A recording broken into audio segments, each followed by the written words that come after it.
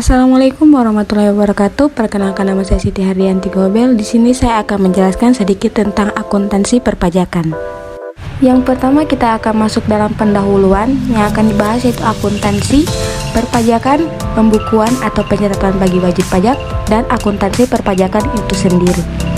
Dalam akuntansi yang akan dibahas, yang pertama ada definisi akuntansi, kedua aset, kewajiban, dan ekuitas, ketiga siklus akuntansi, dan yang keempat laporan keuangan. Masuk dalam definisi akuntansi. Akuntansi menurut American Secretariat Association atau AAA. Akuntansi adalah proses mengidentifikasi, mengukur, dan melaporkan informasi ekonomi untuk memungkinkan adanya penilaian dan keputusan yang jelas dan tegas bagi pihak pemakai informasi. Ini berarti akuntansi merupakan proses yang terdiri dari identifikasi, pengukuran, dan pelaporan informasi ekonomi yang diharapkan berguna dalam penilaian dan pengambilan keputusan mengenai perusahaan yang bersangkutan. Sedangkan akuntansi menurut American Institute of Certified Public Accountants, akuntansi adalah proses pencatatan, penggolongan, dan peringkasan transaksi kejadian yang tepat atau berdaya guna dalam bentuk satuan uang dan penafsiran hasil proses tersebut. Kemudian definisi akuntansi dalam arti luas. Akuntansi adalah proses identifikasi, pengukuran, dan komunikasi dari informasi-informasi ekonomi untuk menghasilkan pertimbangan dan keputusan-keputusan dari pemakai informasi tersebut. Sedangkan dari segi prosedur, akuntansi adalah suatu teknik atau seni art untuk mencatat, menggolongkan, dan menyimpulkan transaksi-transaksi atau kejadian-kejadian yang mempunyai sifat keuangan dalam nilai mata uang serta menganalisis hasil dari teknik tersebut. Selanjutnya yang akan dibahas adalah aset, kewajiban, dan ekuitas. Aset sama dengan kewajiban ditambah ekuitas. Sedangkan ekuitas adalah atau sama dengan modal saham kurang dividen ditambah penghasilan dikurangi beban. Aset adalah sumber daya yang dikuasai oleh perusahaan sebagai akibat dari peristiwa masa lalu dan mempunyai manfaat ekonomi masa depan yang diharapkan akan diperoleh perusahaan. Sedangkan kewajiban yaitu obligation masa kini yang timbul dari peristiwa masa lalu, penyelesaiannya diharapkan dapat mengakibatkan arus keluar dari sumber daya perusahaan yang mengandung manfaat ekonomi. Sedangkan ekuitas hak residual atas aset perusahaan setelah dikurangi semua kewajiban. Selanjutnya masuk dalam tahap siklus akuntansi. Siklus akuntansi terdiri ia ada 10. Yang pertama analisis transaksi, kedua jurnal, 3 memposting, 4 neraca saldo sebelum penyesuaian, 5 penyesuaian, 6 neraca saldo setelah penyesuaian, ke-7 menyiapkan laporan, 8 jurnal penutup, ke-9 neraca saldo setelah penutupan, dan yang terakhir yaitu jurnal pembalik atau pilihan. Di sini juga ada 5 jenis laporan. Yang pertama laporan laba rugi, yaitu laporan yang menyajikan penghasilan dan beban entitas untuk suatu periode yang merupakan kinerja keuangannya. Yang kedua laporan perubahan ekuitas, laporan yang menunjukkan perubahan ekuitas pemilik yang terjadi selama periode waktu tertentu. Kemudian masuk di neraca, yaitu informasi yang menyajikan aset, kewajiban, dan ekuitas suatu entitas pada tanggal tertentu. Laporan arus kas, yaitu laporan yang menyajikan informasi perubahan historis atas kas dan setara kas entitas yang menunjukkan secara terpisah perubahan yang terjadi selama satu periode dari aktivitas operasi, investasi, dan pendanaan. Catatan atas laporan keuangan berisi informasi sebagai tambahan informasi yang disajikan dalam laporan keuangan, memberikan penjelasan naratif atau rincian jumlah yang disajikan dalam laporan keuangan dan informasi pos-pos yang tidak memenuhi kriteria pengakuan dalam laporan keuangan. Nah, masuk dalam penyajian laporan keuangan itu ada yang wajar, kelangsungan usaha, frekuensi laporan, konsistensi, komparatif, materialitas, lengkap, dan identifikasi. Masuk dalam perpajakan yaitu definisi pajak dan jenis pajak. Yang pertama yaitu definisi pajak. Menurut Profesor Dr. Ahmad Sumitro, SH, iuran rakyat kepada kas negara berdasarkan undang-undang yang dapat dipaksakan dengan tidak mendapat jasa timbal atau kontraprestasi yang langsung dapat ditunjukkan dan yang digunakan untuk membayar pengeluaran umum. Dasar-dasar hukum pajak dan pajak pendapatan 1995. Menurut Profesor Dr. P.J.A. Adriani, iuran kepada negara dapat dipaksakan yang terutang oleh yang wajib membayarnya menurut peraturan dengan tidak mendapatkan prestasi kembali yang langsung dapat ditunjuk, dan gunanya adalah untuk membiayai pengeluaran umum berhubungan dengan tugas negara untuk menyelenggarakan pemerintahan. Nah, menurut Mr. Dr. Angel Keldeman, pajak adalah prestasi yang dilaksanakan oleh dan terutang kepada pengusaha menurut norma-norma yang ditetapkan secara umum tanpa adanya kontrak prestasi dan semata-mata digunakan untuk menutup pengeluaran umum. Kesimpulannya, dipungut berdasarkan undang-undang tidak menunjukkan adanya kontrak prestasi.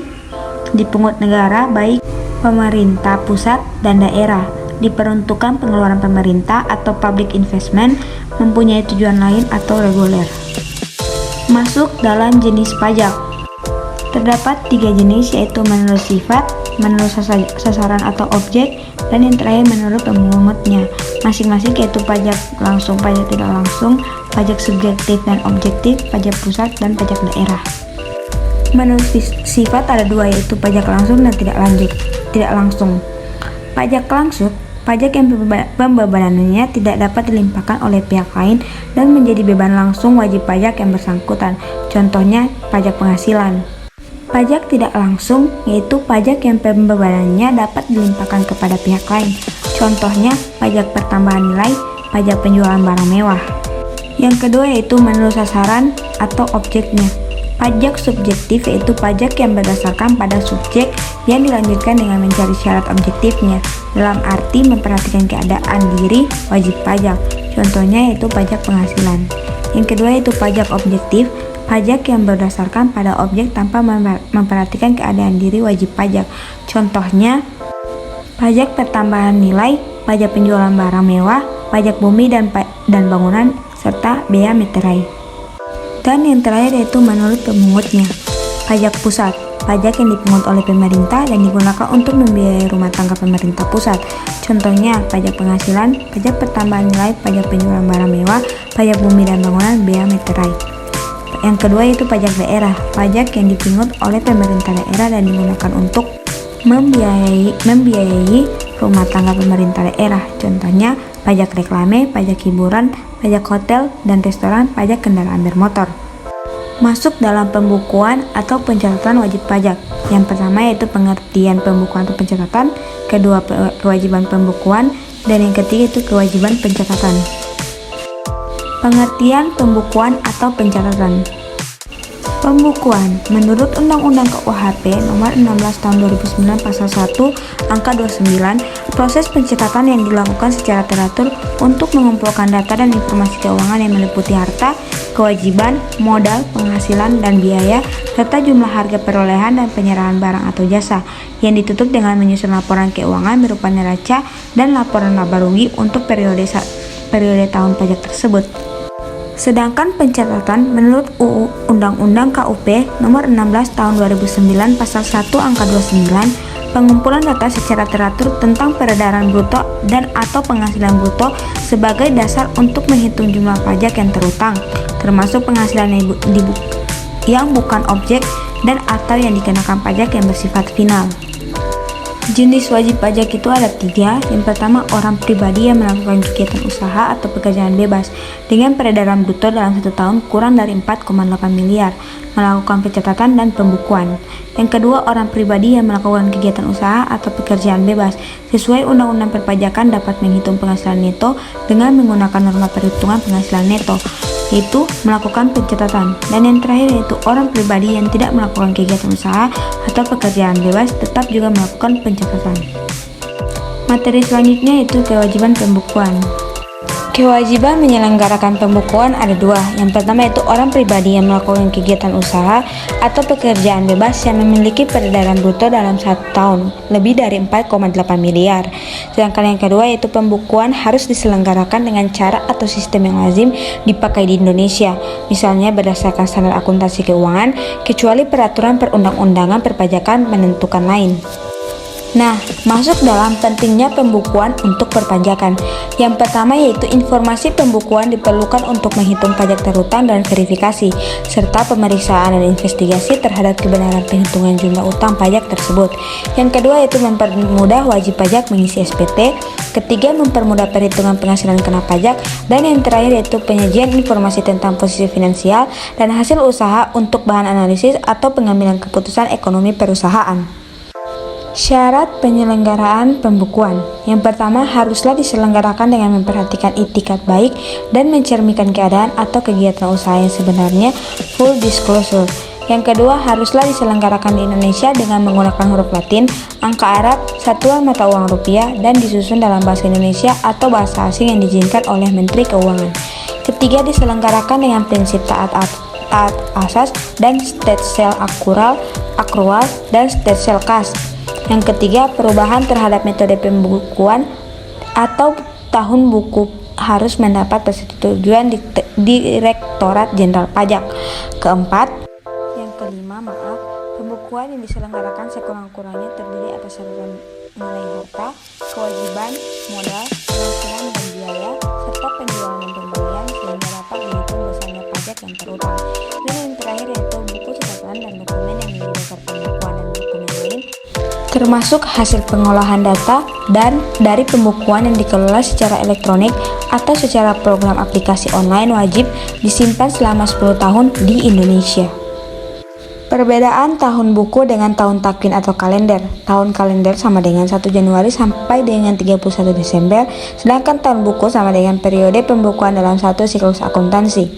Apabila wajib pajak menggunakan tahun buku yang tidak sama dengan tahun kalender, penyebutan tahun pajak yang bersangkutan menggunakan tahun yang di dalamnya termasuk 6 bulan pertama atau lebih. Contohnya, tahun buku 1 Juli 2018 sampai dengan 30 Juni 2019, tahun pajak 2018. Tahun buku 1 Oktober 2018 sampai dengan 30 September 2019, tahun pajak 2019. Selanjutnya materi tentang kewajiban pencatatan. Kewajiban menyelenggarakan pencatatan ada dua, yaitu orang pribadi yang melakukan kegiatan usaha atau pekerjaan bebas yang memiliki peredaran bruto dalam 1 tahun kurang dari 4,8 miliar. Yang kedua yaitu wajib pajak orang pribadi yang tidak melakukan kegiatan usaha atau pekerjaan bebas. Syarat menyelenggarakan pencatatan ada 4. Yang pertama, harus diselenggarakan secara teratur dan mencerminkan keadaan yang sebenarnya dengan menggunakan huruf Latin, angka Arab, satuan mata uang rupiah, dan disusun dalam bahasa Indonesia. Kedua, dalam 1 tahun harus diselenggarakan secara kronologis. Ketiga, catatan dan dokumen yang menjadi dasar pencatatan harus disimpan di tempat tinggal wajib pajak atau tempat kegiatan usaha atau pekerjaan bebas dilakukan selama 10 tahun. Dan yang terakhir yaitu harus dapat menggambarkan penghasilan bruto yang diterima. Materi selanjutnya tentang akuntansi perpajakan. Yang pertama adalah ada pendahuluan, kedua peran akuntansi dalam sejarah perpajakan di Indonesia, ketiga konsep dasar akuntansi perpajakan, keempat siklus akuntansi perpajakan, kelima akun-akun akuntansi perpajakan, dan yang terakhir yaitu pentingnya akuntansi perpajakan. Dalam pendahuluan juga akan dibahas yang pertama yaitu akuntansi versus pajak, kedua perbedaan orientasi pelaporan, ketiga perbandingan SPT tahunan PPH, Badan Laporan Keuangan Komersial, keempat ciri kualitatif laporan keuangan pajak, dan kelima pengertian akuntansi perpajakan. Nah, yang pertama ada akuntansi versus pajak. Akuntansi adalah sistem informasi yang menghasilkan laporan kepada pihak-pihak yang berkepentingan mengenai aktivitas ekonomi dan kondisi perusahaan. Sedangkan pajak yaitu iuran rakyat kepada kas negara berdasarkan undang-undang yang dapat dipaksakan, yang tidak mendapat jasa timbal balik atau kontraprestasi, yang langsung dapat digunakan untuk membayar pengeluaran umum. Kemudian masuk pada perbedaan orientasi pelaporan. Laporan keuangan akuntansi atau komersial disusun untuk kepentingan pemakai laporan berhubungan dengan kinerja perusahaan. Pajak berkepentingan dengan satu atau beberapa unsur dalam laporan keuangan yang dilampirkan dalam surat pemberitahuan pajak terutang atau SPT meliputi yang pertama, laba tahun berjalan untuk perhitungan pajak penghasilan, distribusi laba untuk penghitungan pajak atas dividen, peredaran usaha untuk PPN atau PPNBM, dan yang terakhir yaitu pengeluaran untuk karyawan dan pembelian jasa lain untuk penghitungan potongan pajak penghasilan. Perbandingan SPT tahunan PPh Badan dan laporan keuangan komersial. Aspek pengguna SPT tahunan PPh Badan Fiskus, laporan keuangan berbagai pengguna atau multi-user. Yang kedua, sifat informasi SPT tahunan PPh Badan rahasia, laporan keuangan dapat digunakan oleh umum khususnya untuk laporan keuangan listed company. Yang ketiga, pedoman penyusunan SPT tahunan PPh Badan, undang-undang perpajakan dan peraturan pelaksanaannya, prinsip akuntansi yang berlaku umum, PABU, PSAK, interpretasi PSAK, peraturan pemerintah untuk industri, IFRS, buletin teknis, pedoman atau praktik konvensional, hasil riset dan pendapat ahli. Yang keempat, mata uang pelaporan wajib dalam rupiah dan mata uang US dollar sepanjang memperoleh izin dan otoritas pajak terkait. Dapat menggunakan mata uang lain selain rupiah. Jika laporan keuangan disajikan dalam mata uang selain mata uang fungsionalnya, laporan keuangan harus lebih dahulu dilakukan remeasurement. Dasar pencatatan transaksi. Transaksi dicatat dan dilaporkan apabila memenuhi syarat dan ketentuan perpajakan. Transaksi dicatat dengan mengutamakan hakikat formal atau hukum daripada substansinya. Transaksi dicatat dengan asas substance over form. Yang terakhir yaitu batas waktu penyampaian, disampaikan paling lambat 4 bulan setelah akhir tahun pajak dan dapat melakukan perpanjangan paling lama 2 bulan. Pasal 66.1 Undang-Undang Nomor 40 Tahun 2007 Perseroan terbatas, direksi menyampaikan laporan tahunan kepada RUPS setelah ditelaah oleh Dewan Komisaris dalam jangka waktu 6 bulan setelah tahun buku perseroan terakhir. Ciri kualitatif laporan keuangan pajak. Yang pertama, dapat dipahami oleh petugas atau pemeriksa pajak. Kedua, sensitivitas informasi bukan materialitas. Ketiga, laporan keuangan fiskal disajikan secara jujur dengan itikat baik. Substansi beban yang dapat dikurangkan dari penghasilan bruto adalah beban untuk mendapatkan, menagih, dan menerima penghasilan yang merupakan objek pajak yang dihitung dari penghasilan neto.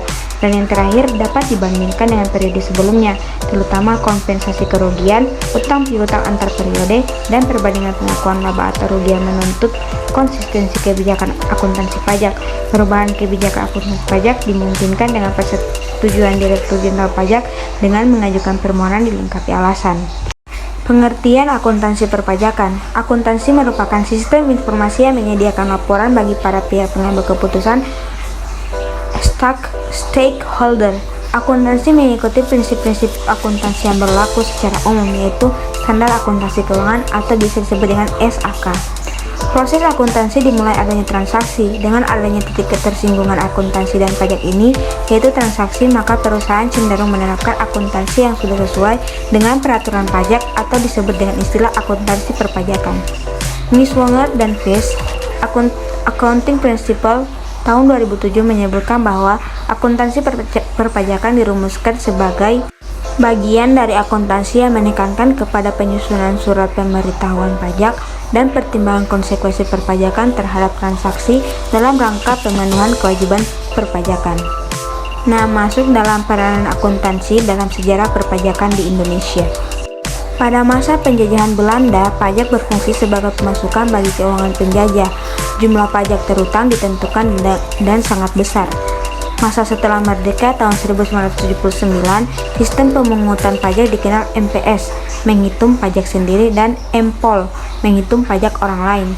Sedangkan masa tahun 1979 sampai 1983, periode ini dikenal dengan Paket 27 Maret 1979 dan KMK 108-KMK-1979. Pada masa tahun 1983 sampai dengan sekarang, Undang-Undang Nomor 6 Tahun 1983, Undang-Undang Nomor 7 Tahun 1983, dan Undang-Undang Nomor 8 Tahun 1983. Kemudian masuk dalam konsep dasar akuntansi perpajakan. Nah, seperti yang teman-teman lihat, di sini ada beberapa konsep akuntansi perpajakan.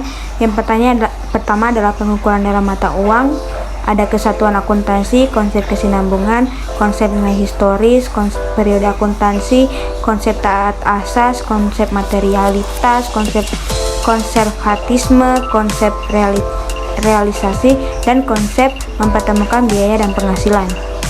Yang akan dibahas pertama yaitu pengukuran dalam mata uang. Pada pasal 28 ayat 4 Undang-Undang KUP nomor 16 tahun 2009, pembukuan atau pencatatan harus diselenggarakan dengan menggunakan satuan mata uang rupiah. Yang kedua, kesatuan akuntansi. Pada pasal 29 ayat 1 huruf B Undang-Undang PPH nomor 36 tahun 2008, besarnya penghasilan kena pajak bagi wajib pajak dalam negeri dan bentuk usaha tetap tidak boleh dikurangkan biaya yang dibebankan atau dikeluarkan untuk kepentingan pribadi pemegang saham, sekutu, atau anggota. Yang ketiga, konsep kesinambungan. Pasal 25 ayat 1 Undang-Undang PPH nomor 36 tahun 2008, besarnya angsuran pajak dalam tahun pajak berjalan yang harus dibayar sendiri oleh wajib pajak untuk setiap bulan adalah sebesar PPH yang terutama menurut SPT PPH tahun pajak yang lalu. Dan yang keempat ada konsep nilai historis. Pasal 10 ayat 6 Undang-Undang PPH nomor 36 tahun 2008, persediaan dan pemakaian persediaan untuk perhitungan harga pokok dinilai berdasarkan harga perolehan yang dilakukan secara rata-rata atau dengan cara mendahulukan persediaan yang diperoleh. Periode akuntansi. Pasal 28 ayat 6 Undang-Undang KUP nomor 16 tahun 2009, tahun pajak adalah sama dengan tahun takvim kecuali wajib pajak menggunakan tahun buku yang tidak sama dengan tahun takvim. Kemudian konsep taat asas. Pasal 28 ayat 5 UU KUP nomor 16 tahun 2009, pembukuan diselenggarakan dengan prinsip taat asas.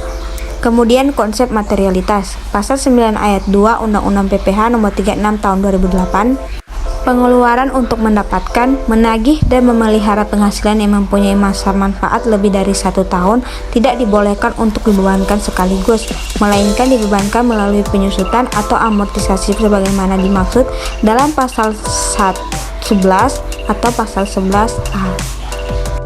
Konsep konservatisme. Pasal 9 ayat 1 huruf C Undang-Undang PPH nomor 36 tahun 2008 menentukan besarnya penghasilan kena pajak bagi wajib pajak dalam negeri dan bentuk usaha tetap tidak boleh dikurangkan pembentukan atau pemupukan dana cadangan, kecuali cadangan piutang tak tertagih untuk usaha bank dan badan usaha lain yang menyalurkan kredit, sewa guna usaha dengan hak opsi, perusahaan pembiayaan konsumen, dan perusahaan anjak piutang. Konsep realisasi. Pasal 4 ayat 1 Undang-Undang PPH nomor 36 tahun 2008 yang menjadi objek pajak adalah penghasilan, yaitu setiap tambahan kemampuan ekonomis yang diterima cash basic atau diperoleh actual basic wajib pajak baik yang berasal dari Indonesia maupun dari luar Indonesia yang dapat dipakai untuk konsumsi atau untuk menambah kekayaan wajib pajak yang bersangkutan dengan nama dana dalam bentuk apapun. Konsep mempertemukan biaya dan penghasilan. Pasal 6 ayat 1 Undang-Undang PPH nomor 36 tahun 2008, besarnya penghasilan kena pajak bagi wajib pajak dalam negeri dan bentuk usaha tetap ditentukan berdasarkan penghasilan bruto dikurangi biaya untuk mendapatkan, menagih, dan memelihara penghasilan. Siklus akuntansi perpajakan.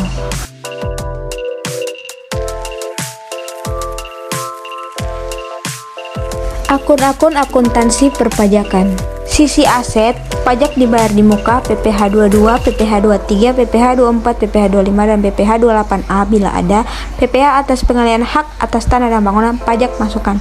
Sedangkan sisi kewajiban utang pajak, PPH 21, PPH 23, PPH 26, PPH 29, pajak keluaran, laporan tabal rugi, beban pajak penghasilan, pajak bumi dan bangunan, masukan yang tidak dapat dikreditkan, dan masukan dan bea meterai dicatat sebagai beban operasional. Masuk dalam pentingnya akuntansi perpajakan. Akuntansi perpajakan sangatlah penting karena menekankan perlunya pemahaman perpajakan yang baik oleh wajib pajak, terutama wajib pajak badan, agar jangan sampai terjadi kesalahan dalam perhitungan pajaknya. Karena dapat saja sewaktu-waktu dilakukan pemeriksaan pajak oleh aparat pajak atau fiskus. Akuntansi perpajakan juga penting untuk wajib pajak dalam melakukan perencanaan pajak. Sekian materi yang dapat saya sampaikan, lebih dan kurangnya saya mohon maaf karena saya juga masih dalam tahap pembelajaran.